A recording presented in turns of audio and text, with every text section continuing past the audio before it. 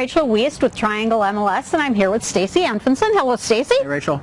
We're here to talk about January. January. Yes.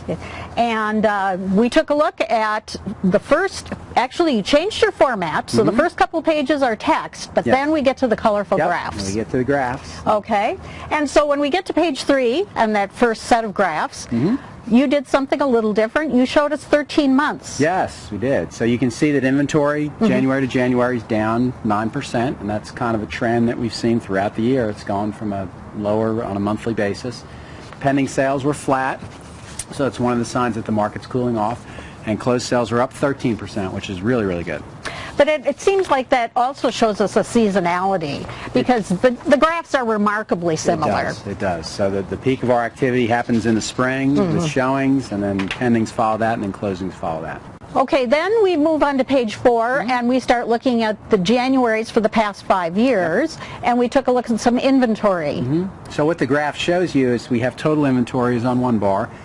You have new home inventory, which is on another bar, and then you have resale inventory on the third bar. So the trend with overall inventory has been down. The trend for resale inventory has been down. But what you see, the exception to the rule, is new home inventory, and that's really where we needed to see inventory come about. Yes. And you see that new home inventory in January of this year versus January of last year was up 11.5%. So it's good to see that they're doing their part to help us with our inventory problem.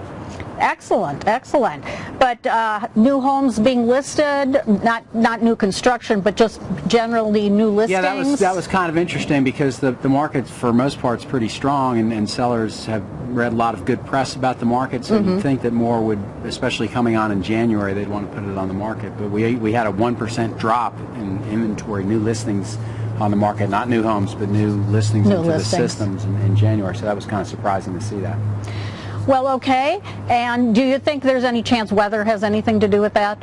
Well, you know, this is what's left of snow here, and I was going to use this as, you know, the market's cooling off, and we're going to talk about some stuff about that. But yeah, I think that the events that you had the second week in February are certainly going to affect the market, because essentially that takes buyers out of the market for a week. They can't get in the cars to look at the house. They can still look at it online, but in terms of getting out there is very difficult. Sure. Showing cancellations were left and right, and CSS was busy with rescheduling. How about expireds and withdrawns? Are they still fairly high, or? Well, they're dropping, and they've been dropping. This is the trend that we've seen for the last 3 years, and that's what you want to see, because those are really failed listings. When you get a listing, your job is to sell it, and when it expires or it's withdrawn, you know, when it's expired, nobody's liked the price, and when it's withdrawn, that could be a number of reasons. Sure. But when you see a downward trend in both, that's good for the market. Oh, excellent. Okay, so let's move on to some transaction metrics. How about pending sales? Well, we had some streaks that kind of died in January, and there were some very good streaks, and those were ones that we should be proud. Practitioners, you did a great job. We had 31 consecutive months of increased pending sales versus the same month a year ago, so that was really good. This ended that we were down 1.3% this year compared to January of last year. So now get out there and start another streak. That's all I'm going to tell you. Okay. Okay. And did that also was that also reflected in closed sales? No, actually, closed sales were higher. Oh, so excellent. We had a good month for closings in January. We had obviously last year was up 24% for closings. So that's pending sales are predictive, and what kind of I've been looking to, or been telling everybody, is that the percentage increases in 2014 versus 13 are going to be a lot smaller than they were in 13 versus 12. And when you see the pending sales go down, that's really the first shot across the bow that the closed sale percentage is going to come down as well. Okay, well, let's hope that we continue to stay pretty strong. Okay, and then how has that impacted average days on market, for example? Well, 87 in January of this year versus 115 last year. That's you know, significant improvement. That's about a month, so that's really, really, really good. Excellent. And then showings are... Well, that was the other streak that broke. We had 22 consecutive months of higher showings versus the same month a year ago, and so that went by the wayside as well. So once again, get out there and start another streak. Okay.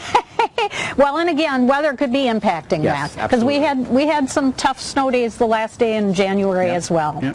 So, well, thank you, Stacy. I appreciate all of your analysis and looking at what's going on in the marketplace. You can go to trianglemls.com to see all the analytical reports. And then also, please remember that March 13th is the Tech Fair date. So Triangle MLS Tech Fair will be March 13th in the building at RRAR TMLS, and please join us for that. You can sign up and register online. Thank you.